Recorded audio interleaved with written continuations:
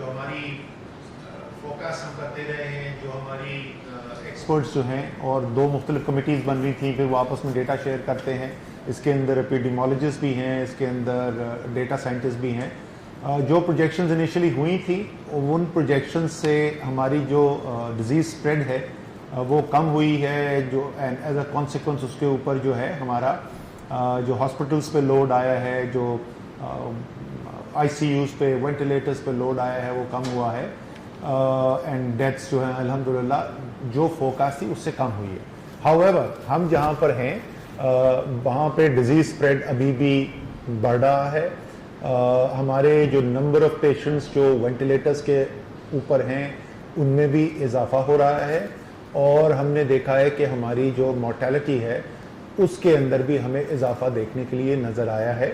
सो ये तो दुरुस्त है कि जितनी शुरू में पॉसिबिलिटी थी और उसके बाद जो एक्शंस लिए गए, जो चेंजेस की गई उसकी वजह से, और वो हुकूमत ने तो आसान वाला काम किया था, असल मुश्किल वाला काम तो पाकिस्तान की आवाम कर रही है, कौम कर रही है, और उन्होंने जो एक्शंस लिए, और या इन सम केसेस जो उन्होंने एक्शंस नहीं लिए, यानी उन्होंने अपने ऊपर बंदिशें लगाई, तो उससे वो डिजीज़ स्प्रेड कंट्रोल ज़रूर हुई है। लेकिन इसका मतलब ये नहीं कि ये मसला अब हमारे लिए ख़त्म हो गया है और अब हम रिलैक्स कर सकते हैं और आगे जा सकते हैं। तो पहली बात तो ये मैं रिकॉर्ड करना चाहता था। हमारा असेसमेंट चलता रहता है। हमारी आज एक ब्रीफ असेसमेंट का सेशन हुआ है। असेसमेंट मैं कर रहा हूँ कि फोरकास्ट किया आगे कि अगला 1 माह और अगले 2 माह जो हैं उसके अंदर हमें डिजीज़ स्प्रेड और उससे कॉन्सिक्वेंशियल रिक्वायरमेंट्स कैसे नज़र आती हैं। हमने एक मॉडल बनाया था, वो अब हमारा इंटीग्रेट हो गया। जो डिमांड और सप्लाई का मॉडल है वो इंटीग्रेट हो गया है। तो जो फोरकास्ट हमारी होती है उसके ऊपर डिबेट करके जब हम फाइनल करते हैं कि अच्छा जी this is the progression of the disease that we see, और उससे कॉन्सिक्वेंशियल जो हमारी नीड्स जनरेट होती हैं वो डायरेक्टली उससे जो सप्लाई नीड्स हैं, हमें कितनी टेस्टिंग किट्स की ज़रूरत है, हमारी कितनी लैब्स ने ऑपरेट करना है, हमें उसके लिए चलाने के लिए मैन पावर कितनी रिक्वायरमेंट है, हमें वेंटिलेटर्स की कितनी ज़रूरत पड़ेगी, एट्सेट्रा एट्सेट्रा, वो सब अब इंटीग्रेट हो गया इनटू अ सिंगल सिस्टम। सो साथ साथ हम वो भी करते जा रहे हैं। जैसे मैंने कहा कि आज एक निस्बतन शॉर्ट सेशन हुआ था, कल जो है हम ज़्यादा उसको तफसीली सेशन करने जा रहे हैं, जिसके अंदर हम and we will keep revisiting, but जो एक मेन हमारा फोरकास्ट है for the month of May, Ramzan and Eid तक का जो प्रोजेक्शन है वो हम कल फाइनलाइज कर लेंगे। दूसरी चीज़ जो है, जो हम सिर्फ पाकिस्तान नहीं है, वो सारी दुनिया के अंदर ये हो रहा है कि because the disease is here, और एक्सपेक्टेशन यही है कि वायरस म्यूटेट हो सकता है, बट उसकी म्यूटेशन के ऊपर इंसानों पर कोई कंट्रोल नहीं है। वैक्सीनेशन जो है वो इस वक्त नियर फ्यूचर के अंदर कोई ऐसी चीज़ नहीं है जिससे हमें सर्टेनिटी मिले कि कोई वैक्सीन अवेलेबल हो जाएगी। देयरफॉर ये ऐसा लगता है कि हमें इस बीमारी के साथ कुछ अरसे तक रहना पड़ेगा। सो अगर रहना है तो ये जो इनिशियल रिस्पांस था कि जब आपकी स्ट्रैटेजी फाइन ट्यून ना हो, आपकी materials and supplies line up ना हुए हुए हों, आपकी जो हेल्थ सिस्टम है उसने गेयर अप ना किया हो, तो वो एक across the board broad restrictions जो हैं वो वाहिद ऑप्शन थी और वो ऑप्शन एक्सरसाइज कर दी गई। लेकिन अब जो आगे जाना है वो, जैसे मैंने कहा, तकरीबन तमाम ममालिक के अंदर जिसको हम लोग TTQ कहते हैं, testing tracking and quarantine strategy, smart lockdown का भी लफ्ज़ यूज़ होता है, उसका हमने पूरा एक खाका तैयार कर दिया। एग्जैक्टली जो टेस्टिंग की साइड है उसको तो पहले ही हम काफ़ी वेल डिफाइन कर चुके थे, और इसके अंदर क्या क्या चीज़ें शामिल हैं टेस्टिंग के अंदर, इसके अंदर हमें लैब्स कितनी चाहिए, वो कहाँ पर होंगी, उनको चलाने के लिए मटेरियल कितना है, मैन पावर कितना है, सैंपल कलेक्शन कहाँ होनी है, वो सैंपल्स जो हैं वो किस नियरेस्ट लैब के अंदर जाएंगे, वहाँ से रिपोर्टिंग कैसे होनी है, और वो reporting into a single system automated integration कैसे होनी है, वो पूरा उसके अंदर है। और जाहिर है जो वाइटल चीज़ है सारे के अंदर कि वो केस डेफिनेशन क्या होनी है, वो गाइडलाइंस क्या है कि किसको टेस्ट करना है। क्योंकि शुरू में तो ये हो रहा था कि जो आपके पास टेस्टिंग कैपेसिटी लिमिटेड थी, तो आप सिर्फ जो है जो एयरपोर्ट पे लोग आ रहे हैं या जो अस्पताल में आ गया और वो विजिबल सिम्टम्स के साथ है तो आप उसको टेस्ट कर रहे थे। सो वो गाइडलाइंस जो हैं वो भी मुकम्मल कर ली गई। सो ये टेस्टिंग वाला पार्ट तो ऑलरेडी, जैसे मैंने कहा, कि फेयरली वेल डिफाइंड हो चुका है, इसीलिए रैंप अप भी शुरू हो गया था। 473 हमने टेस्ट किए थे 15 मार्च को, आजकल जो है वो 6,500-7 हज़ार के दरमियान औसत आ चुकी है। तो एक उसके अंदर कोई 15 गुना के करीब 14-15 गुना का इजाफा हो चुका है जो हमारी टेस्ट हो रहे हैं, और अभी हमने इसको कम से कम आगे जो है कोई 3 गुना और बढ़ाना है, और उसके ऊपर भी आज काफ़ी डिस्कशन हुई। सेकंड जो पार्ट है इसका ट्रैकिंग का, उस ट्रैकिंग के पार्ट के अंदर 2 मुख्तलिफ तरीके से ट्रैकिंग का जो डेटा जनरेट किया जाएगा। एक मैनुअल है जो अभी सूबे जो हैं वो एक हद तक कर रहे हैं, और वो मैनुअल ट्रैकिंग जो है वो जाहिर है जो आता है पेशेंट आइडेंटिफाई होता है पॉजिटिव, उससे पूछा जाता है कि जी आप किस किस से मिलते रहे हैं और आपके रिश्तेदार कौन है, घर कहाँ रहते हैं, उसके थ्रू होता है। और एक जो है वो टेलीकॉम टेक्नोलॉजी के ज़रिए डेटा जनरेट किया जा रहा है, पायलट टेस्ट उसका ऑलरेडी हो चुका है, और उसके पीछे बैकएंड के ऊपर फिर AI सॉफ्टवेयर है जिससे हमें वो हेल्प मिलेगी कि ये ट्रैकिंग को बिल्कुल साइंटिफिक तरीके से हम किस तरीके से कर सकते हैं। फेयरली सोफिस्टिकेटेड सिस्टम है जिसको डिप्लॉय किया जा रहा है। और थर्ड पार्ट जो है उसका क्वारंटीन का हिस्सा है, उसके भी मुख्तलिफ हिस्से हैं। तो क्वारंटीन का ये एस्पेक्ट है कि अगर कोई एक जगह हॉटस्पॉट नजर आ गया आपको, आपके डेटा ने दिखाया कि कोई हॉटस्पॉट इमर्ज हो रहा है, तो उस एरिया को, पूरे एरिया को, वो एरिया जो है वो एक गली हो सकता है, वो एरिया जो है एक मोहल्ला हो सकता है, वो एक यूनियन काउंसिल हो सकता है, वर्स्ट केस के अंदर वो एक छोटा शहर भी हो सकता है, जिसको पूरे को आप सील ऑफ करने की अटेम्प्ट करेंगे। एंड देन ऑब्वियसली आपका system will have to kick in कि उनको खाना पीना कैसे पहुंचाया जाएगा, एटसेट्रा एटसेट्रा। दूसरा इसका जो क्वारंटीन का है वो एक इंडिविजुअल लेवल के ऊपर है, इंफरादी लेवल के ऊपर, कि आपने इन सब लोगों को ना तो आप हॉस्पिटल्स के अंदर और फॉर्मल क्वारंटीन सेंटर्स के अंदर इतने ज़्यादा लोगों को रख सकते हैं जैसे जैसे आगे स्प्रेड बढ़ता रहेगा, बल्कि यूरोप का एक्सपीरियंस ये हुआ है कि इस किस्म की कॉन्सेंट्रेटेड लोकेशंस में जब लोगों को रखा है, क्वारंटीन किया गया है, तो उससे फर्दर स्प्रेड बढ़ा है और कॉम्प्लिकेशंस पैदा हुई हैं। तो और ये सबसे मुश्किल पार्ट है हमने एक्सिक्यूट करना कि वो पाकिस्तान की लिविंग कंडीशंस के अंदर, सोशल कंडीशंस के अंदर, और इसीलिए जो कोशिश की जा रही है वो सिर्फ इसके लिए एडमिनिस्ट्रेटिव स्ट्रैंड नहीं यूज होगा, उसके लिए हम जो कम्युनिटी ऑर्गेनाइजेशंस हैं, जो सोशल मोबिलाइजर्स हैं, उनको भी हम इंगेज करना चाहते हैं, क्योंकि इन दी एंड जैसे हम बार बार कहते हैं कि ये सब कुछ जो है वो संतरी खड़ा करने से और डंडे से नहीं होगा। लोग इसको अंडरस्टैंड समझेंगे, वो दिल से मानेंगे कि हाँ ये वाकई मेरे और मेरे माशरे की बेहतरी में है, जब भी आपको कामयाबी हासिल होगी। तो ये सिस्टम जो है इसकी कल फॉर्मल अप्रूवल हम नेशनल कमांड सेंटर में चीफ मिनिस्टर्स को प्रेजेंट कर चुके हैं, हेल्थ मिनिस्टर्स को प्रेजेंट कर चुके हैं, उनकी इनपुट ली जा चुकी है, चीफ सेक्रेटरीज को दी जा चुकी है। कल इंशाल्लाह ताला जुमे के बाद एनसीसी के सेशन में ये फॉर्मल अप्रूवल हो जाएगा। पूरा एक मरबूत सिस्टम, एपेक्स बॉडी है सेंटर में, वहां से लेके वो नीचे तहसील लेवल तक, and in fact all the way goes down to the union council level, वो पूरा उसका एक फॉर्मल स्ट्रक्चर है।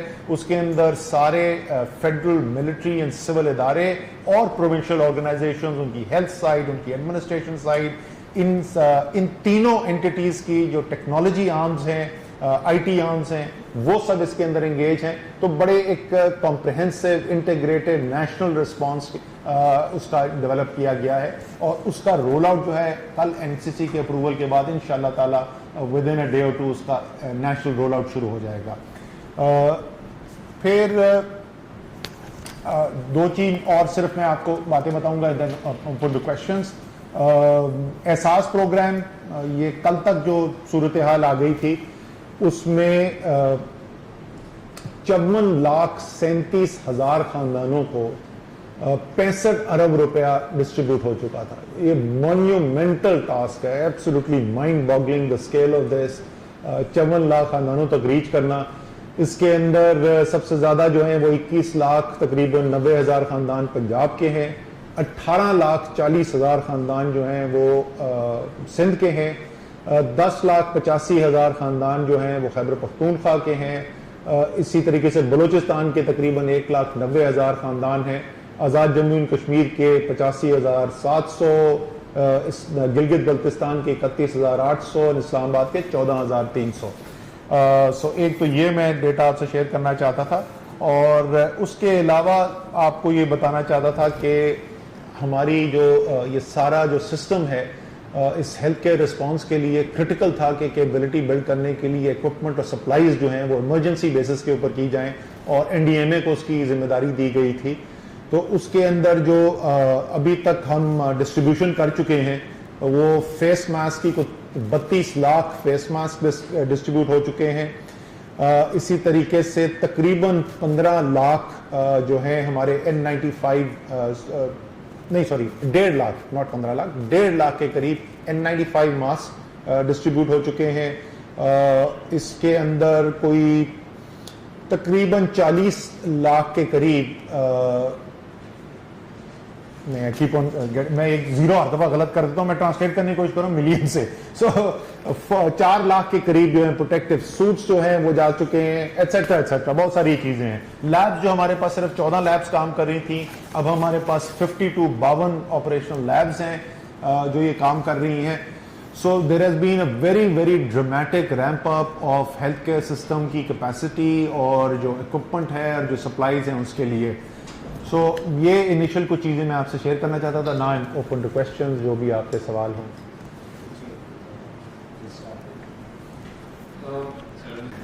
एक तो ये है सर कि टेस्टिंग जो हो रही है पाकिस्तान में उसकी स्केल वो नहीं है जो हम कहीं भी बाहर किसी चाइना में देख रहे हैं, जर्मनी में देख रहे हैं, साउथ कोरिया में देख रहे हैं, यूके में देख रहे हैं, अमेरिका में देख रहे हैं। केपी के अगर आप फिगर उठाने 2-3 दिन पहले पर million it was under 200 per million without testing the masses. How do we intend to have statistics that would help us go further? या अगर किसी रिमोट से हिंदुस्तान में केसेस आते हैं, जो लोग अस्पताल जाते ही नहीं है और वहीं पे उनका हादसा हो जाता है, वहीं पे मॉर्बिडिटी भी आ जाती है, वो हम कैसे ट्रैक करेंगे? एक तो ये। दूसरा ये सर कि ऑन गवर्नमेंट्स बिहाफ कुछ टेक एडवांसमेंट या R&D कुछ इस तरह का चल रहा है that would make Pakistan self-sufficient in producing stuff that would help us here locally. जिस तरह ड्राफ्ट ने अप्रूवल दिए कि जो मशीनरी इस टाइम पे लाना चाहें कोई बायोमेडिकल की, उनको क्लियरेंस वो जल्दी दे। इसी तरह पूरी दुनिया में रोबोट्स यूज हो रहे हैं, ड्रोन्स यूज हो रहे हैं, इस तरह की और टेक्नोलॉजीज यूज हो रही है। उनको अगर पाकिस्तान में इस तरह की स्पेशल फैसिलिटी दी जाने का इम्कान है कि वो आके ताकि ग्राउंड पे जितना स्टाफ है जो मेडिकल स्टाफ है वो कम हो जाए और इंस्टेड ऑफ द टेक्नोलॉजी से टेस्टिंग कम हुई है, बिल्कुल कम हुई है, बहुत ज़्यादा कम हुई है। But the health care system and the resources का there is just simply no comparison. हमारे जो कंपेरेबल पूल है जिसमें भी अमूमन आजकल अक्सर हम ज़्यादातर चीज़ों में specially when it comes to the social sectors, education, health वगैरह पे आते हैं तो हम पीछे ही होते हैं सारे, वो साउथ एशिया है। साउथ एशिया में इस वक्त highest number of test per million population Pakistan में, we are ahead of India. ये बड़ी रेयर फिनोमेना है कि कोई सोशल सेक्टर की फील्ड के अंदर हम इंडिया से ज़्यादा काम कर रहे हो। We are continuing to ramp up. जहाँ तक आपने कहा कि ये हमें कैसे पता चलेगा कि कोहिस्तान में अगर कोई अस्पताल में पहुँचने से पहले अगर किसी की डेथ हो गई, तो इसके अंदर इन दी एंड पाकिस्तान के अंदर वो डेथ सर्टिफिकेट आता है, वो आपको करना होता है। पहले भी फेयरली रिगरस कैप्चर हो रहा था, बट हमने एक्चुअली 2 दिन पहले एक और फैसला किया यहाँ पर NCOC के अंदर डिस्कशन के बाद, क्योंकि अखबार में कुछ रिपोर्ट्स आई थी, कराची से रिपोर्ट आई थी, फैसल एदी को किसी ने कोट किया हुआ था कि पता नहीं 300 या 400 लाशें आ गई हैं और वो कोविड थी। एंड उनसे पूछा गया कि कैसे आपको पता चला कोविड, तो उन्होंने कहा मेरा ख्याल है। तो उसके बाद मैंने जफ़र मिर्ज़ा साहब से कहा था कि अज़रफ PHO हेल्थ मिनिस्टर सिंध से कांटेक्ट करें। वो समझ लिया उनसे, उन्होंने कहा कि उसमें से पोटेंशियली 15 केस ऐसे थे जो हो सकता है कोविड के हों, बाकी तो डेफिनेटली नहीं थे। बट हमने उसके बाद उनसे कंसल्टेशन किया पूरे पाकिस्तान के लिए और भी रिजेक्ट कर दिया है। So now even if a dead body comes in, even then there is a test which is being carried out. So there is very little chance के कोई डेथ ऐसी हो जो अनडिटेक्टेड हो। क्या हमारे पाकिस्तान के अंदर अनडिटेक्टेड पॉजिटिव केसेस होंगे? एब्सोल्युटली यस, और बहुत होंगे, इसमें कोई शक नहीं है। बिकॉज अब तो ग्लोबल डेटा भी आ गया है, एटलीस्ट 25 से 30% जो है वो एसिम्टोमेटिक होते हैं, तो उसमें तो कोई शक नहीं। लेकिन डेथ्स का data in our opinion, because that's absolutely vital to our decision making, हमारी सारी डिसीजन मेकिंग, बार बार मैं इनको रिमाइंड कराता हूँ, उसकी बुनियाद ही accuracy of the death data है।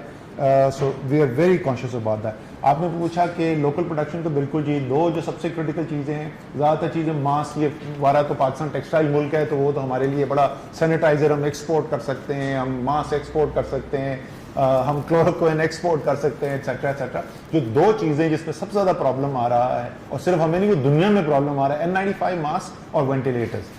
Again in the immediate very short run तो हम नहीं लोकल वो मैन्युफैक्चरिंग से नहीं पुल कर सकते, so we are continuing to try and acquire these things as much as we can, but at the same time बड़ा ही एक फास्ट ट्रैक एक्सेलरेटेड 2 दफा हम ड्रैप को यहाँ पे बुला चुके हैं, उनका जो अप्रूवल प्रोसेस है उसका रिगर नहीं हम कम करना चाहते। ये नहीं हम करना चाहते कि वो जस्ट बनाने के लिए हम कोई चीज़ बन जाए और बाद में पता चले कि ये तो actually was defective. So without compromising on quality जो रेड टेप कट करना है वो हमने करवा दिया है, और दोनों के अंदर प्रोग्रेस हो रही है। 3 वेंट डिज़ाइन अप्रूव हो चुके हैं, अब उसकी मैन्युफैक्चरिंग और उस स्टेज के ऊपर उसका काम किया जा रहा है।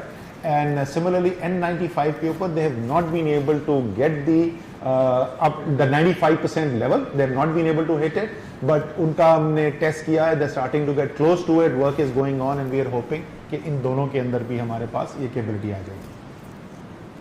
अच्छा, मेरे से ये क्वेश्चन है, आज इमरान खान साहब बात कर रहे थे कि जो हमारे बिजनेसेस हैं उनको हेल्प करने की, जो आपके छोटे बिजनेसेस हैं, तो और उन्होंने साथ ये भी मेंशन किया था कि वो रजिस्टर्ड नहीं हुए बहुत से, तो उनको किस तरह आप ट्रेस करने का इरादा रखते हैं कि अगर उनकी रजिस्ट्रेशन नहीं हुई तो उनकी हेल्प कैसे?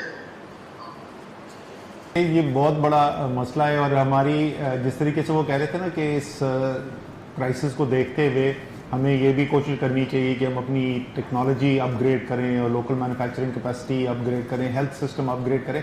इसी तरीके से एक बहुत बड़ा जो इसका दोबारा से रिमाइंडर है कि जो हमारी इतनी एक्सट्रीमली वीक डॉक्यूमेंटेशन है, उससे एक क्राइसिस सिचुएशन के अंदर लोगों की मदद करने में कितनी प्रॉब्लम्स आती हैं, और ये प्रॉब्लम दोनों लेवल के ऊपर है। ये छोटे कारोबार के लेवल के ऊपर भी है, और ये जो वल्नरेबल सेगमेंट्स ऑफ पॉपुलेशन है उनके लेवल के ऊपर भी है, क्योंकि जो सबसे गरीब तरीन है वो तो ओवर द इयर्स वो नेशनल रजिस्टर बन गया है और आपके पास उनका फिर भी डेटाबेस मौजूद है, लेकिन ये जो सफ़ेद पोश तबका, जो लोअर मिडिल क्लास या just above the poverty line वाला तबका है, उसकी डॉक्यूमेंटेशन इंतहाई वीक है। इसी तरीके से जो लेबर फोर्स है उसमें से 76% लेबर फोर्स जो है वो अनडॉक्यूमेंटेड सेक्टर के अंदर काम कर रही है।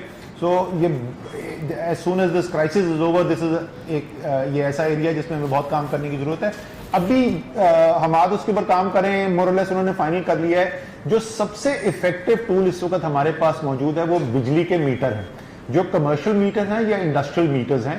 सो उसके अंदर एग्जैक्ट नंबर मुझे इस वक्त याद नहीं आ रहा, बट हम आज इज कॉन्फिडेंट कि तकरीबन 95% जो छोटे बिजनेसेस हैं उन तक हम पहुंचने के लिए काबिल हो जाएंगे। सो इस वक्त जो इमीडिएट रास्ता इस्तेमाल करने की कोशिश की जा रही है वो इसका है, एक ये है। दूसरा जिसके ऊपर भी डिस्कशन हो रही थी वो ये है कि हमारे जिन लोगों ने अप्लाई किया था एहसास के इमरजेंसी रिलीफ प्रोग्राम के लिए, हमें एनेक्डोटल तो नजर आया है कि उनमें से बहुत सारे लोग जब हम जाके मिलते हैं, पूछते हैं, तो वो पता चलता है कि ये वो लोग थे जो मजदूरी कर रहे थे, जो मुलाजमत कर रहे थे, और अब वो एकदम से उनकी अर्निंग्स खत्म हो गई है। और मैं यहाँ इस्लामाबाद में जब गया था तो उनसे बात करते हुए भी नजर आता था कि जरा पढ़े लिखे लोग हैं, सो वो पूरेस्ट ऑफ द पुअर नहीं थे। सो उसके अंदर वो कोई एडिशनल फिल्टर लगा के, एडिशनल क्वेश्चन लगा के उसमें से भी वो आइडेंटिफाई करने की कोशिश कर रहे हैं कि अगर छोटे, जो बिल्कुल छोटे कारोबार वाले थे जिन्होंने कैश रिलीफ के लिए आइडेंटिफाई अप्लाई किया हुआ है, तो उस पर तो ये दो मुख्तलिफ लेग्स हैं जिन पे काम हो रहा है, जिसमें बिजली वाला जो है ये रिलेटिवली नियर फाइनलिटी था, और मेरी अंडरस्टैंडिंग ये है कि हम आज अगले 2-3 दिन के अंदर इसको फाइनल कर देंगे। काइंडली आप अगर नेक्स्ट क्वेश्चन करें।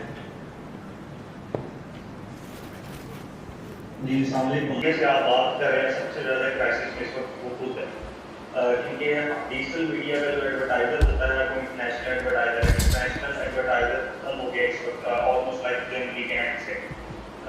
तो एक तो ये इसके ऊपर थोड़ा सा आप जो है देख लें कि डिजिटल मीडिया को किस तरह सर्वाइवल जो है वो यहाँ पे दे रहे हैं। हम टेक्नोलॉजी की बात करें, डिजिटल पाकिस्तान की बात करें, लेकिन डिजिटल पाकिस्तान और ये सब चीज़ें जो डिजिटल इदारे हैं ये तो तब सर्वाइव करेंगे ना जब इंटरनेशनल जो हमारे पास लॉकडाउन खत्म होगा। इंटरनेशनल लॉकडाउन खत्म होगा, उसके 3-4 मंथ के बाद एडवर्टाइजर बाहर निकलेगा और फिर डिजिटल मीडिया के पास कुछ आएगा। इस वक्त डिजिटल मीडिया के पास ये बहुत बड़ा क्राइसिस आया हुआ है कि एम्प्लॉयर्स हैं उनके 100+, उनको सैलरीज का इस वक्त इशू आया हुआ है। तो इसको एक तो काइंडली इसके ऊपर बता दीजिएगा कि डिजिटल मीडिया की पॉलिसी है वो कहाँ तक उसके ऊपर जो है गवर्नमेंट या फेडरल सोच रही है या नहीं सोच रही, क्योंकि डिजिटल मीडिया में से जो एम्प्लॉयमेंट चल रही है वो इनडायरेक्टली गवर्नमेंट का उसमें जो बर्डन है वो कम किया हुआ है। हम दूसरे मीडिया की बात करें वहाँ पे साथी जो है बेरोजगार हो रहे हैं, अगर डिजिटल से होना शुरू हो जाएंगे तो ये इन दी एंड बर्डन सारा गवर्नमेंट के ऊपर आएगा और लोग गवर्नमेंट से भी जॉब मांगना शुरू कर देंगे। एक तो ये डिजिटल मीडिया है। सेकेंडली ये है कि हम प्रोडक्ट्स देख रहे हैं चीज़ों की, बहुत सी ऐसी चीज़ की जो एंटी जर्म्स की गई है पाकिस्तान में। एकदम से जब ये कोरोना का आउटब्रेक आ रहा है उनकी प्राइसेस जो है वो इंक्रीज होती हैं। गवर्नमेंट की तरफ से उसके ऊपर लिया गया 70 रुपीज़ में प्रोडक्ट दिए, नाम नहीं लेना चाहता, वो 115 रुपीज़ की हो गई है। तो गवर्नमेंट ने उसके ऊपर भी कोई उनसे नहीं पूछा, क्योंकि एंटी जर्म चीज़ें जो हैं वो अभी इस सिचुएशन में बहुत इंपॉर्टेंट है। लोग जो है वो सैनिटाइजर बना रहे हैं या उसको सैनिटाइज करना चाह रहे हैं, वो गवर्नमेंट के ऊपर बर्डन बन रहे हैं हॉस्पिटल अपने आप को सेव रखने के लिए। एक तो ये चीज़ होगी। थर्ड, इकोनॉमी, हम पाकिस्तान की इकोनॉमी को कहाँ देख रहे हैं? जिस तरह हम देख रहे हैं अभी कल देख रहे थे कि हम पेट्रोल से भी फायदा उठाने जा रहे हैं और बीजिंग जिसको हम उसका फायदा उठाने जा रहे हैं, लेकिन जिस तरह रोजगार खत्म होता जा रहा है, प्राइवेट सेक्टर जो है वो खत्म होता जा रहा है। बहुत सी ऐसी कंपनी हैं जो अपने एम्प्लॉयज को विदाउट नोटिस फायर करती जा रही है, अनएम्प्लॉयमेंट बढ़ता जा रहा है। ये अनएम्प्लॉयमेंट कोरोना के फौरन ठीक होने के बाद भी ठीक नहीं हो जाएगा कि कंपनी के पास पैसा आ जाएगा तो लोगों को वापस बुला लेंगे, हजारों लोगों को लोग निकालते जा रहे हैं। तो इकोनॉमी क्राइसिस आप कहाँ देख रहे हैं पाकिस्तान, इसमें जो है वो प्राइवेट सेक्टर के लिए क्या करेगा? आप लोग तो डिबेट फॉलो करते, मुझसे ज़्यादा आप लोग फॉलो करते हो। हुआ ये कि जिस वक्त ये क्राइसिस अनफोल्ड होना शुरू हुआ ना, और वो आज तक भी एक काफ़ी हद तक ये रियलिटी है कि आपका जो प्रिंट मीडिया था, आपका जो इलेक्ट्रॉनिक मीडिया था, मैं सोशल मीडिया का मुझे इतना नहीं पता कि वहाँ पर क्या ट्रेंड था। In fact I be very curious to know कि उधर क्या हो रहा था।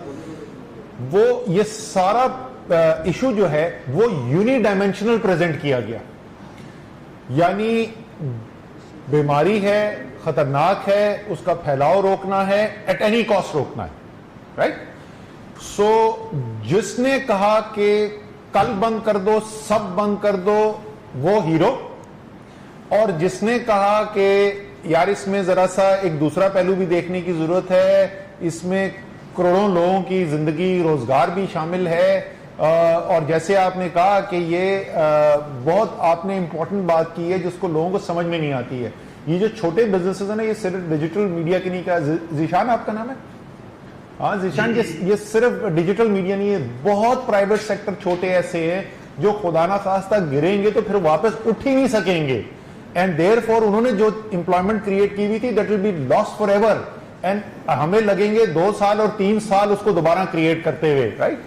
सो इसमें तो फ्रैंकली आप लोगों का भी बहुत, it's got nothing do with इस पॉलिटिकल पार्टी के व्यू को सपोर्ट करना या उस पॉलिटिकल पार्टी के व्यू को सपोर्ट करना, बट मेरे ख्याल में जो पार्टिसिपेंट्स हैं, जो ओपिनियन मेकर्स हैं, जो डिस्ट्रीब्यूशन ऑफ कंटेंट को कंट्रोल करते हैं या जिनके थ्रू डिस्ट्रीब्यूशन होती है कंटेंट की, ये पाकिस्तान के लिए बहुत जरूरी है कि इस डिबेट को बैलेंस तरीके से फ्रेम किया जाए और इसके दोनों पहलू सामने रखे जाएं। मैंने ये भी सुनने को मिला मुझे कि जी भूख से कोई नहीं मरेगा पाकिस्तान में, इंशाल्लाह ताला नहीं मरेगा। पाकिस्तान अपनी गंदम भी बनाता है, हमारा चावल भी अपना होता है, पाकिस्तानी मुखैर भी हैं, पाकिस्तानी दर्द रखने वाले लोग भी हैं। लेकिन पहली बात तो सिर्फ आपको ये बता दूं, आज आप लोगों ने शायद आपकी नजर से गुजरा हो, वर्ल्ड फूड प्रोग्राम ने कहा है कि पेंडेमिक से ज्यादा जितने लोग मरेंगे उससे ज्यादा हमें डर ये है कि भूख से मर जाएंगे। ये वर्ल्ड फूड प्रोग्राम कह रहा है, उसका कोई तरीके इंसाफ से ताल्लुक नहीं है, वो पाकिस्तानी भी नहीं है। दूसरे, अगर वो ना भी मरें भूख से, तो जो ये इकोनॉमिक डैमेज जो कॉज हो रहा है, ये मैंने उस दिन पहले भी एक दफा बात की थी कि एक गरीब आदमी जो है उसने अगर सेविंग्स की थी कि मैं कल जो हूं अपना कोई ठेला खरीद के कारोबार करूंगा, तो वो सेविंग, भूखा तो नहीं मरेगा लेकिन वो सेविंग कंज्यूम करके उसके पास अर्निंग कैपेसिटी खत्म हो जाएगी। सो इसीलिए हम कोशिश ये कर रहे हैं, बावजूद इसके कि बेतहाशा हमें तनकीद का सामना करना पड़ा है, हम बार बार कहते हैं तवाज़ुन रखें पॉलिसी में। बिकॉज ज़ीशान आपको भी पता है कि पाकिस्तान की हुकूमत पहले ही फिस्कल हालात क्या थे, अब सूरत हाल ये बन रही है कि जो कारोबार कम हुआ उसका असल जाहिर है धचका तो लगा लोगों को बराह रास्त, मिडिल क्लास है, छोटा एम्प्लॉयर है, एंटरप्रेन्योर है, गरीब आदमी है, मजदूर है, मुलाजिम है, उसको लगा। लेकिन मजमूई तौर पे रियासत के साथ क्या हुआ, हमारी तकरीबन जो है इस वक्त रेवेन्यू उसमें 30% की कमी आई है 2 माह पहले जो सूरत हाल थी। 30% का मतलब हो गया कि सालाना अगर मैं अपने रेवेन्यू को देखूं तो मेरा तकरीबन 1400 से 1500 अरब रुपए का नुकसान हो गया, 30 से 35% का लॉस है। सो इस सूरत हाल के अंदर हुकूमत बेल आउट्स कितने कर सकती है? तो हमें बहैसियत मुआशरा, बहैसियत मुल्क रास्ता निकालना पड़ेगा कि लोग अपना रोजगार जारी रख सकें, लेकिन साथ साथ हम बीमारी के फैलाव को भी महदूद कर सकें, खत्म नहीं कर सकें। कोई दुनिया में किसी ने जिसने लॉकडाउन भी किया उसने खत्म नहीं किया। वहां पे यूके के अंदर, इटली के अंदर, इटली को लॉकडाउन हुए भी कितना अर्सा हो गया, इटली तो मेरे ख्याल में 2 महीने पहले उन्होंने लॉकडाउन किया था, आज भी उनकी हलाकतें जो है 100s के अंदर जा रही हैं। यूके के अंदर 700, 800 बंदा, अमेरिका में 2-2 हजार बंदा मर रहा है। सो हमने बैलेंस डिसीजन मेकिंग करनी है। और ये जो दूसरा वाला पार्ट है इसमें भी आप लोगों का बड़ा क्रिटिकल रोल है।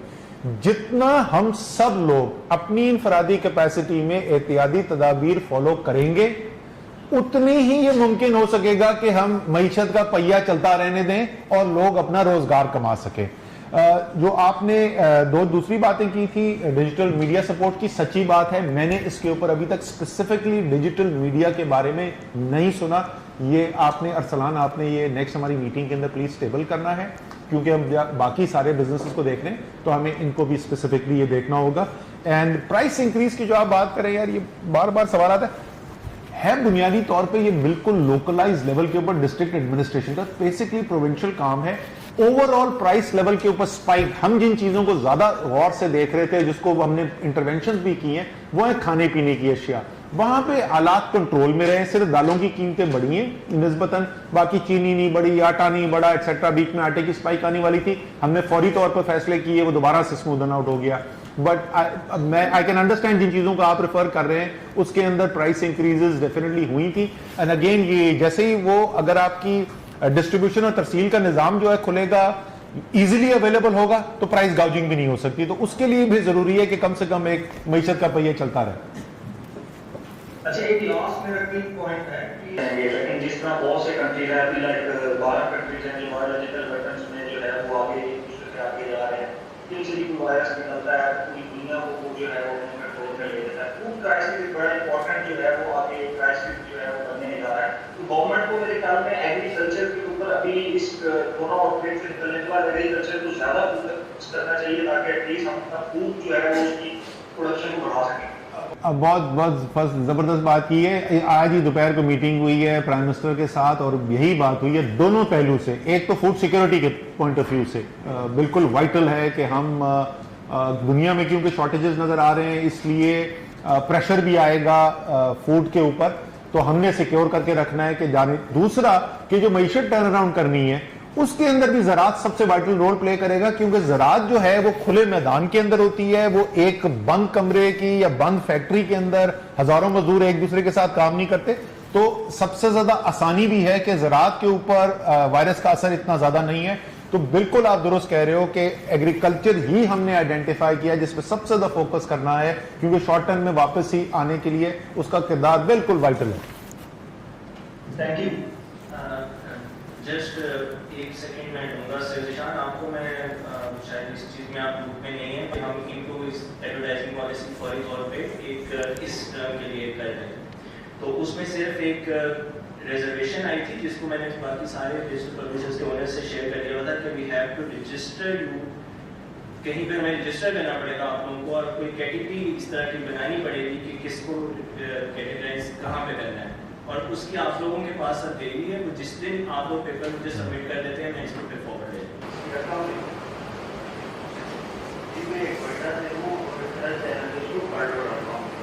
मेरा क्वेश्चन आपसे ये है, जो आपने बताया डेली बेसिस में हमारे जो लेबर फोर्स है वो डॉक्यूमेंट्री नहीं, तो सर एहसास प्रोग्राम के थ्रू आप उनको किस तरीके से कराएंगे, वो क्या करेंगे, उनको कैसे मिलेगा राशन, वो रेस्टोरेंट को कैसे मिलेगा, क्या वो जिस तरह बाकी सारे पाकिस्तानी जो हैं उनको इजाज़त वो जिस तरह बाकी सारे पाकिस्तानी जो हैं उनको इजाज़त थी कि एहसास प्रोग्राम के लिए वो 8171 में जाके अपनी रिक्वेस्ट डाल सके, तो वो लोग जिनकी नौकरी चली गई थी, जो उस इनफॉर्मल लेबर फोर्स का हिस्सा हैं, जो डॉक्यूमेंटेड नहीं है, तो वो भी फ्री थे। और जैसे मैंने आपको बताया कि हमें कई ऐसे लोग मिले भी हैं ज़ाती तौर पे बात करते हुए कि जी आप क्या करते हैं, तो उन्होंने कहा जी मैं फ़लाना काम करता था लेकिन अब वो बंद हो गया, या मेरी छोटी दुकान थी जहाँ पे मैं नौकरी करता था वो दुकान इस वक्त नहीं खुल रही, तो मुझे नहीं जाने की इजाज़त। सो बहुत बड़ी तादाद इनमें से है, वो कवर हो जाएगी। मैं सिर्फ आपको नंबर दोबारा से याद दिला दूं कि इस वक्त तकरीबन 45 और 50 लाख खानदान के दरमियान है जिनको मुस्तकिल बुनियाद पे एहसास प्रोग्राम के ज़रिए जो कफ़ालत प्रोग्राम में पैसा दिया जाता है। जबकि ये जो अभी प्रोग्राम हम कर रहे हैं इसमें टारगेट जो है वो 1 करोड़ 20 लाख खानदानों का है। तो 75 लाख खानदान वो होंगे जो गरीब तरीन पाकिस्तानियों की फहरिस्त में नहीं है, तो इसमें एक बड़ी तादाद उनकी होगी जो उस 76% का हिस्सा है। हालात काफ़ी ख़राब है। कोयटा सिटी के अंदर भी मैं देखता हूँ सर, यहाँ पर जो भी अभी सीएम साहब ने भी एहसास किया तो उस तरीके से जो राशन बांटा था और पैसे बांटे, सर यहाँ पर एक तो वेंटिलेटर की बहुत कमी है। 12.34 मीडियम के जो सर जिले के अंदर 77 वेंटिलेटर हैं, उसके अलावा सर यहाँ पर लोगों का बहुत बुरा हाल है। डेली बेसिस पर 40 केस रिपोर्ट हो रहे हैं, टेस्टिंग की कोई क्रेडिबिलिटी नजर नहीं आ रही, ना ही कोई ऐसा मैकेनिज्म है कि जिस तरीके से वो सही तरीके से प्रॉपर टेस्ट कर सके। और जो मैं ये इकॉनमी वाली बात पे ऐड करना चाहूँगा सर, वो ये बात है कि इर्द गिर्द हमारे जितने लोग हैं, ऑफिस भी बंद है, सभी क्रिकेट बंद है, स्मॉल बिजनेस यहाँ पर प्राइवेट सेक्टर वैसे ही बहुत हो रहा है, आपको बताओ तो सर यहाँ पर लोगों की स्पेशल ऐसा है मैकेनिज्म आपके पास?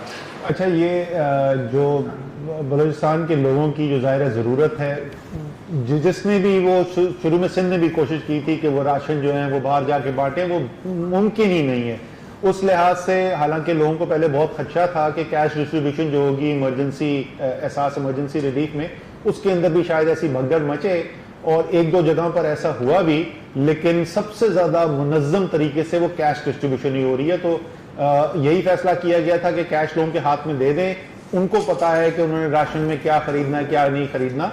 बलूचिस्तान के जैसे मैंने पहले बताया 1,90,000 खानदानों को अभी तक इस रिलीफ के तहत पैसा दिया जा चुका है, 2.3 अरब रुपए दिया गया है।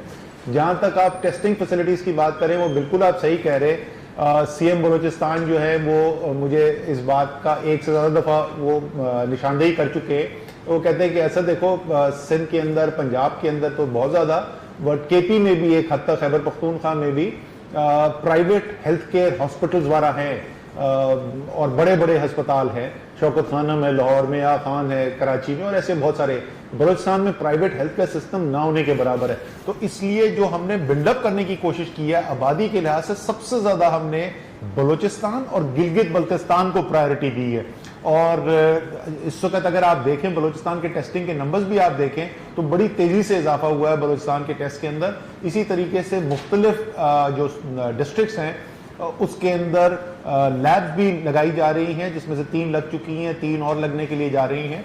और एक जो बड़ा अच्छा काम रेलवेज मिनिस्टर साहब ने किया था, उन्होंने अपनी कन्वर्ट की थी क्वारंटीन की शेप के अंदर कुछ जो उनकी रेल की बोगियां थी, तो उनमें से कुछ जो है उनको तफ्तान बॉर्डर पहुंचा दिया गया है ताकि वो जो क्वारंटीन की वहां पे फैसिलिटी है उसको सप्लीमेंट किया जा सके। तो बलूचिस्तान को हम खुसूसी तवज्जो देने की कोशिश कर रहे हैं।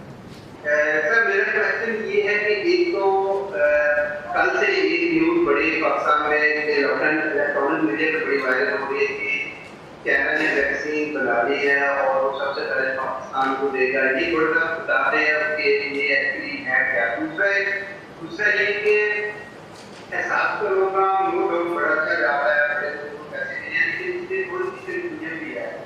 बहुत से लोगों को एसएमएस आ रहे हैं, लेकिन उसके बाद उनका जो नेक्स्ट एसएमएस आता है कि आपका केस की पड़ताल के प्रोसेस में है, लेकिन उसमें भी आपको फाइनल डिसीजन की तरफ ही जा रहा है, उनको मिलने हैं या नहीं, वो 8 सप्ताह हो गए वो मैसेज किए हुए, वो भी थोड़ा सा इस हवाले से काफी मैं देख रहा हूँ मीडिया पे लोग कंसर्न अपने शो कर रहे हैं।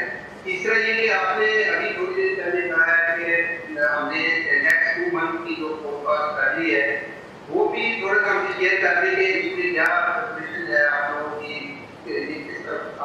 क्या आपने असेसमेंट किया है, प्रोग्राम किया है, उसमें क्या डिस्ट्रीब्यूशन होगी, ये थोड़ा सा 2-3 मिनट शॉर्ट क्वेश्चन है आपका टाइम का, मैं थोड़ा सा शेयर कर दें। पाकिस्तान की 1/3 आबादी से ज़्यादा बनता है, उसको हम टारगेट करने की कोशिश कर रहे हैं, लेकिन जो एक्चुअल हमारे पास एप्लीकेशंस आई हैं, यूनिक एप्लीकेशंस, वो उससे भी ज़्यादा हैं। तो वो इसलिए अभी उनको क्यू को होल्ड कर दिया गया है। देखा जा रहा है कि शायद कुछ और विंडो उसके लिए क्रिएट की जाए, कुछ और गुंजाइश उसके लिए निकाली जाए, तो फिर शायद हम कुछ और लोगों को भी दे सकें। इस वक्त जो है जो एलिजिबल लोग हैं वो 1 करोड़ 20 लाख से भी ज़्यादा हैं। दूसरा जो आपने सवाल किया था वो था रिगार्डिंग, पहला तो एहसास का था, दूसरा आपने वैक्सीन चाइना वाला, जो वैक्सीन चाइना का जो है यार वो अभी तक कोई ऑफिशियल चीज़ नहीं है। सो जिस वक्त अगर कोई फैसला होगा तो वो आपको इंशाल्लाह ताला ज़रूर बता देंगे। इस वक्त कोई ऑफिशियल चीज़ नहीं है। तीसरी चीज़ जो है वो आपने पूछा कि ये जो आप आगे प्रोजेक्शंस करते हैं तो वो प्रोजेक्शंस हमसे शेयर करने चाहिए, इसके ऊपर बड़ी बात हुई है। तो इस हमारा फैसला अभी तक ये है कि हम प्रोजेक्शंस की जो इम्प्लीकेशन है जो उससे निकलती है वो तो हम शेयर कर लेते हैं शफाफ तरीके से। नंबर्स हम इसलिए नहीं करना चाहते कि हमें डर है कि वो दोनों में से एक तरफ उसका नुकसान होने का खतरा है, यानी या तो लोग कहेंगे ओहो ये तो बस ठीक है जी, भले भले अब तो कोई परेशानी कोई नहीं है, तो सबने बाहर निकल के जो है दही भल्ले खाने शुरू कर देने, या बहुत ही पैनिक ना फैल जाए कि लोग ये ना कहें कि जो हो ये तो इतने लोग बनने वाले। इसलिए हम नंबर्स एग्जैक्ट नहीं शेयर करते, सिर्फ आपको कॉन्फिडेंस देने के लिए हम ये बता रहे हैं कि ये मुतवातिर तौर पर होता है। मैंने आपको बता दिया है इसके अंदर सोफिस्टिकेटेड टेक्नोलॉजी यूज हो रही है, एपिडेमियोलॉजिस्ट हैं, इसके अंदर डेटा साइंटिस्ट हैं, इसमें आर्टिफिशियल इंटेलिजेंस यूज हो रही है। और अभी तक और करते ये हैं कि जो इस किस्म की सूरत हाल में होना चाहिए कि you earn on the side of caution, यानी आप जरा कंजर्वेटिव एस्टिमेट करते हैं। तो अभी तक जो हमने, ताकि अगर मैं समझ रहा था कि 10 वेंटिलेटर की जरूरत पड़ेगी और मैं जरूरत 7 की पड़े तो उसमें तो कोई इतना हर्ज नहीं हुआ, लेकिन अगर मैं समझ रहा था 10 की जरूरत पड़े और 11 की भी पड़ जाए तो वो बहुत बड़ा नुकसान है। इसलिए जरा सा ऊपर रख के एस्टिमेट करते हैं। अभी तक के जो सूरत हाल चल रही है, और ये हमें 1 माह से ज्यादा हो गया ये काम करते हुए, अभी तक जितनी भी हमारी प्रोजेक्शंस हैं उससे अल्हम्दुलिल्लाह अल्लाह ताला के फजलो करम से कम हमें ज़रूरत पड़ी है हॉस्पिटलाइजेशन बेड्स की, हमें कम ज़रूरत पड़ी है वेंटिलेटर्स की एक्सेट्रा। तो 7 दिन में हमारे को 11,000 के ऊपर केसेस हैं। जब देखते हैं बाकी ममालिक जो देशों अमेरिका के बरतानिया की, फ्रांस में, तो वहाँ पे 60 दिनों में काफ़ी ज़्यादा केसेस हो गए थे। तो ये तो मुझे अंदाज़ा है कि हमारी स्टे एट होम की सिविलिटी ऐसे नहीं है, ना ही हमारे पास उस तरह के लॉकडाउन की असिस्टेंस ऐसी है कि हम इस तरह से करते हैं। तो आपने इसको पैटर्न किया है कि क्या वजूहत हैं कि हमारे केसेस कम हुए? अगर हम डिटरमिन कर लें तो शायद उसको हम स्केल अप कर लें तो शायद हम फर्दर भी इससे फायदा उठा सकते। तो एक तो ये चीज़ थी सर। सेकेंडली मैं पूछना चाहूँगा कि कुछ प्रोजेक्ट हेल्प कर सकते हैं। सॉरी सो आप पूछे थे, मैं आपको बताता हूँ यार। देखें मैं आपको बताता हूँ, पहली बात तो ये मैं आपको खराब खबर पहले दे दूं कि अगर कोई ये समझता है कि हमारी ब्राउन चमड़ी की वजह से या हमारे अल्लाह ताला के ईमान की वजह से हम इस बीमारी से कंप्लीटली सेफ हैं, तो ऐसा नहीं है। लेकिन कुछ चीजें जरूर हमें नजर आ रही हैं। एक तो जो चीजें जो नॉन कॉन्ट्रोवर्शियल है, जो सबको पता है कि बीमारी होना इसमें जो है वो तो कोई खतरनाक बात नहीं है जाते खुद। इस बीमारी की कुछ नौयत तो ऐसी है, जैसे मैंने कहा, और वो थोड़ी तादाद नहीं है, कोई 25 से 30% लोग हैं जिनको पता भी नहीं चलता कि उनको ये वायरस लगा था और वो खत्म हो जाता है। राइट। परेशानी की बात क्या है कि सेहत इतनी खराब हो, आपको अस्पताल जाना पड़ जाए, आपको वेंटिलेशन की जरूरत पड़ जाए, और सबसे ज्यादा जाहिर है कि इंसान जो है वो अपनी जान से हाथ धो बैठे। तो इस बीमारी के अंदर ये भी कंफ्यूजन किसी ने फैला दी थी कि अगर नौजवान हो तो बीमारी नहीं लगती नौजवान को भी ऐसी ही है जितनी कोई बुजुर्ग को लगती है। लेकिन जो रिस्पॉन्स है, जो इम्पैक्ट है बीमारी का, वो जमीन आसमान का फर्क है नौजवान में और बुजुर्ग में। Up to a certain age तो मोर्टेलिटी चाहे वो इटली हो, वो चाइना हो या वो पाकिस्तान हो, वो ना होने के बराबर है, राइट। बिल्कुल जो नौजवान लोग हैं उनका सिस्टम ऐसा है, बॉडी आपके पास इम्यून सिस्टम स्ट्रांग होता है, रिएक्ट करता है, क्विकली रिकवर करते हैं। और जब आप जाते हैं कोई 70 साल की एज से ऊपर तो वो जो मोर्टेलिटी रेशियोज जो हैं वो डबल डिजिट्स के अंदर चले जाते हैं। सो बहुत बड़ी रेंज है। तो एक पाकिस्तान दुनिया की नौजवान तरीन पॉपुलेशन होने की वजह से एक तो हमें परसेंटेजेस के अंदर, ये एब्सोल्यूट्स के अंदर नहीं, परसेंटेजेस के अंदर हमें ये एडवांटेज हासिल है कि हमारी निस्बतन नौजवान पॉपुलेशन है। उसके अलावा जो है ना वो चीजें सब थियरी हैं, उसका कोई इस वक्त कंक्लूसिव प्रूफ नहीं है। क्या क्या थियरीज हैं? एक थियरी ये है कि जिन ममालिक के अंदर लोग हायर लेवल ऑफ डिजीज और इन्फेक्शन के साथ जिंदगी गुजारते हो तो उनका इम्यूनिटी लेवल हायर होता है। उसकी आसान तरीन मिसाल लोग देते हैं कि जी आपका अपना बच्चा जो है पाकिस्तान में पला बड़ा, वो जब अमेरिका जाता है पढ़ने के लिए, साल के बाद जब छुट्टी पे आता है तो उसका पहले 1 हफ्ते पेट खराब रहता है, बिकॉज हिज इम्यून सिस्टम की efficacy has gone down. Second ये है कि जी जिन्होंने बीसीजी के वैक्सीनेशन जिनको उनको हुई थी उनमें एक certain level of immunity develop हो जाता है। तीसरी ये है कि जिन ममालिक के अंदर मलेरिया है वहां पे रेजिस्टेंस लेवल हायर है। फिर ये है कि आपकी जहां पर हीट एंड ह्यूमिडिटी ज्यादा है वहां पर इसका स्प्रेड कम है।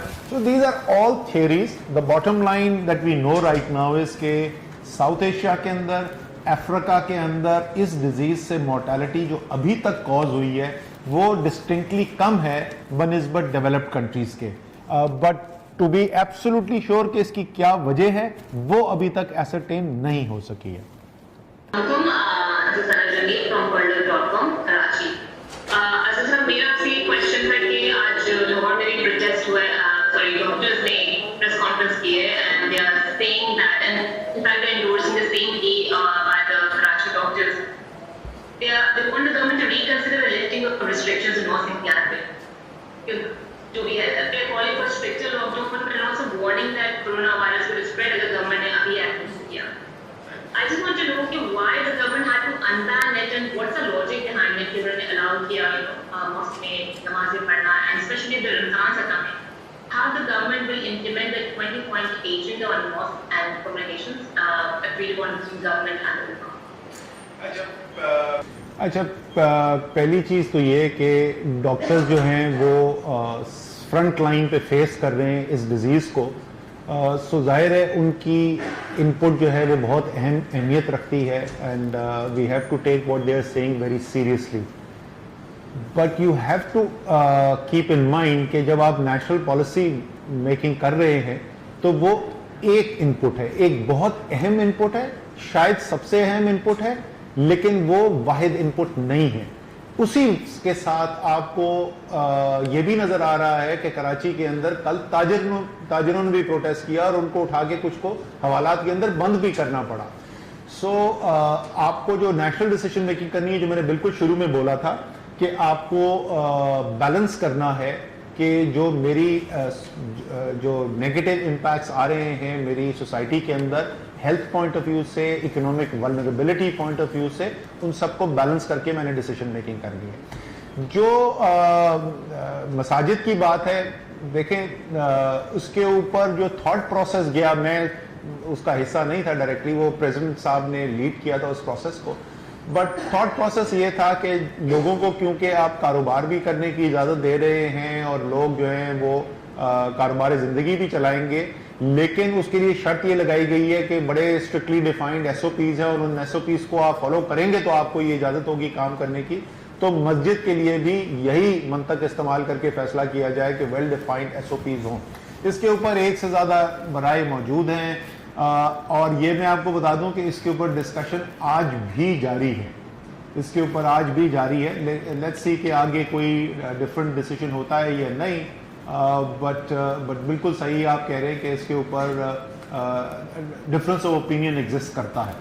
जी आपने बात की एहसास प्रोग्राम की and doctor Sami Mishra is veteran development practitioner और the work they are doing is ट्रेमेंडस।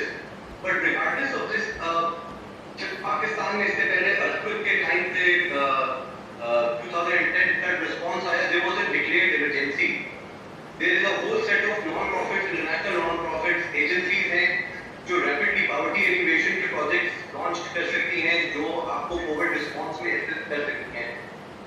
What is the apprehension कि those clusters are not being are being active, and why are the INGOs not being asked to step in? Secondly, very quickly, what is your take on the politics of corona that has been going on for the last 2 months or so? ये much coming from both sides. How can we put an end to it? अच्छा, पहले वाले सवाल का तो जवाब ये है यार कि जिस वक्त अर्थक्वेक हुआ था तो उस वक्त पाकिस्तान में एक इमरजेंसी आई थी और the rest of the world mobilise and try to help us. इस वक्त दुनिया के हर कोने में इमरजेंसी आई हुई है.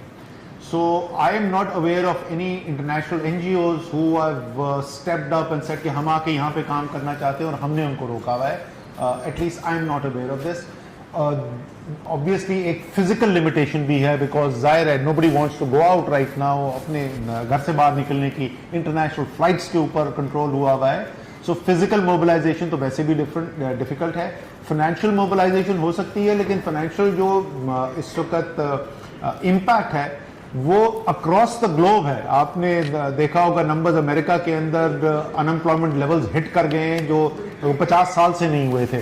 तो हर जगह पे ही फाइनेंशियल इस वक्त क्राइसिस आया हुआ है. So I am not aware of any NGOs. कोई इंडिविजुअल शायद हो जिसने कोई लार्ज स्केल हेल्प करने की कोशिश की हो, एक्सेप्ट वो जैक मा ने जो ऑफर किया था और कुछ मटेरियल भिजवाया था. दूसरे वाला आपका question was the politics of corona. चाहिए मैं बार बार इसके ऊपर बता चुका हूँ. इस वक्त tale of two cities in it was the best of times and it was the worst of times. So there are two different realities right now as far as the corona effort is concerned. एक reality वो है जो इस कमरे में unfold होती है और जो एनसीसी की मीटिंग जो पीएम हाउस में होती है उसमें अनफोल्ड होती है, where we have on the screen with us तमाम चीफ मिनिस्टर्स और आज़ाद जम्मू एंड कश्मीर के प्राइम मिनिस्टर. 2 सेशंस के अंदर वो नेशनल कमांड सेंटर की मीटिंग्स में भी आ चुके हैं. अदरवाइज उनके डेली की बुनियाद के ऊपर 7 डेज अ वीक होती है including Sundays. Chief secretaries line up होते हैं और हम उनके साथ डेली करते हैं. जितनी लेवल ऑफ कोऑपरेशन है, अगर आप मुझे बोलें कि as my responsibility chairing the national command centre and the central responsibility, मुझे कोई भी इस वक्त शिकायत नहीं है किसी भी पाकिस्तान की इकाई से कि वो कोऑपरेट नहीं कर रहे. सब्सटेंटिव डिसीजन मेकिंग और इसी तरीके से मेरे ख्याल में अगर वो ऑनेस्टली बात करेंगे तो दे विल हैव टू से द सेम थिंग कि उनको वफाक से शिकायत नहीं हो सकती. इट डजंट मीन कि वो वफाक से और मदद नहीं चाहते थे जो नहीं मिल सकी, या हम उनसे कुछ और नहीं चाहते थे जो नहीं मिल सका, लेकिन ये इस वजह से नहीं है कि वो कोऑपरेट नहीं करना चाहते. सो ये तो रियलिटी है सब्सटेंटिव डिसीजन मेकिंग की. कॉर्पोरेशन के लेवल की ये हालत है. अभी मीटिंग में आने से पहले अभी मैं साथ वाले कमरे में बैठा था, मेरे पास चीफ मिनिस्टर सिंध की फोन कॉल आई और एक कोई डिसीजन उनके ऊपर कोई प्रेशर आ रहा था, वो डिसीजन लेना चाहते थे. Excuse me. तो उन्होंने मुझे फोन करके पूछा, यार असद मैं ये करने जा रहा हूं तो आपको इसमें प्रॉब्लम तो नहीं नजर आ रहा? That's the level of corporation जिसके साथ हम काम कर रहे हैं. सिंध का वो जो डेथ्स का आई थी इंफॉर्मेशन, असूलन तो ये होना चाहिए था कि सिंध की गवर्नमेंट को बोलना चाहिए था कि वफाक झूठ बोल रहा है, हमें बोलना चाहिए था सिंध गवर्नमेंट झूठ बोल रही है. हमने क्या किया, जफर मिर्जा ने फोन उठाया, अजरा पेचियो को फोन किया, आपस में एग्रीमेंट किया, नए प्रोटोकॉल्स पे एग्रीमेंट किया, डन हो गया. ये हो जाती है. सुबह होती है नेशनल कमांड सेंटर की मीटिंग, एनसीसी की मीटिंग जब भी होती है, 9 मीटिंग्स हो चुकी हैं. By the way prime minister खुद चेयर करते हैं और 9 मीटिंग्स कर चुके हैं. 4 मुख्तलिफ सियासी जमातों के लोग उसमें इन्वॉल्व होते हैं. पीटीआई के लोग होते हैं, पीपल्स पार्टी के चीफ मिनिस्टर सिंध के हैं, गिलगित बल्तिस्तान के chief minister, Azad Jammu and Kashmir के प्राइम मिनिस्टर मुस्लिम लीग नून के हैं, बलूचिस्तान अवामी पार्टी के बलूचिस्तान के चीफ मिनिस्टर हैं, बाकी पीटीआई के लोग. बहुत क्लोज कोऑपरेशन है. फिर होती है एक दुनिया शुरू शाम 7 बजे, वो एक अलग दुनिया है. अच्छा वो, and I have a feeling कि उस दुनिया की रिफ्लेक्शन ऑन स्टेरॉइड्स नजर आती होगी सोशल मीडिया के ऊपर, जहां पे एक जंग का समा है, गोलाबारी हो रही है. इट्स अनफॉर्चुनेट, मेरी तो ख्वाहिश ये है कि ना हो। मेरी आज भी प्राइम मिनिस्टर से बात हुई, मैंने सिंध चीफ मिनिस्टर को मैसेज भेजा कि यार मेरी पीएम से ये बात हुई है, let's try and make sure कि पॉलिटिकल स्टेटमेंट्स हम रुकवा सकें दोनों साइड के ऊपर से। लेकिन तसल्ली आपको मैं ये देना चाहता हूं, काम जो हो रहा है वो बगैर सियासत के हो रहा है। हमारी जो पॉलिटिकल डिस्कोर्स का उन्होंने सवाल मुझसे पूछा था कि वो पॉलिटिक्स ऑफ कोरोना क्या हो रही है, एक और भी पॉलिटिक्स पाकिस्तान के अंदर होती रही है, और वो इतनी होती रही है कि वो ऑलमोस्ट पाकिस्तान की सियासत का सेंट्रल फिशर और डिवाइडिंग लाइन बन गई है। और वो जिस तरह कराची वाले यहाँ पे कोई हैं तो उनको पता होगा कि पुल के उस पार और पुल के इस पार वाली जैसे दो है ना, हाँ, ये आपको और Sana would be able to relate to this कि हसन स्क्वायर के इस तरफ कौन है और उस तरफ कौन है, ठीक है। इसी तरीके से ये फौज के साथ कौन है और फौज के खिलाफ कौन है, ये पाकिस्तान की सियासत का एक डिवाइडिंग लाइन बन गई है। तो अभी पिछले मैं 2-3 दिन से देख रहा हूं कि एक जो बड़ी हेल्दी डेवलपमेंट हुई है वो ये हुई है कि लोगों को समझ में आने शुरू हुआ है कि यार अगर मिलिट्री और सिविल इंस्टीट्यूशंस कोलैबोरेटिवली और सिनर्जिस्टिकली काम करें तो मुल्क का कितना फायदा हो सकता है। सो ये एक बहुत अच्छी खुशाइन चीज डेवलप हो रही है, and I hope we can look at that and we stop looking at this ये एनिमोसिटी की लेंस से जो हम इस रिलेशनशिप को देखते हैं। So amongst the good things which come out of the crisis, I hope this will be one. Sir एक क्वेश्चन रह गया था, जो रेफ्यूजीज हैं 3 मिलियन प्लस जो एहसास प्रोग्राम के लिए क्वालिफाई नहीं करते विदाउट उनका, क्योंकि वो भी स्पेशल यार हाँ बिल्कुल, और ये जो है वो यूनाइटेड नेशंस के साथ ये इसके इशू को टेकअप भी किया गया है। Definitely it's a very valid point and it has to be done, and this is an area where we believe के UN system must step in and take responsibility. Thank you very much जी, बहुत बहुत शुक्रिया।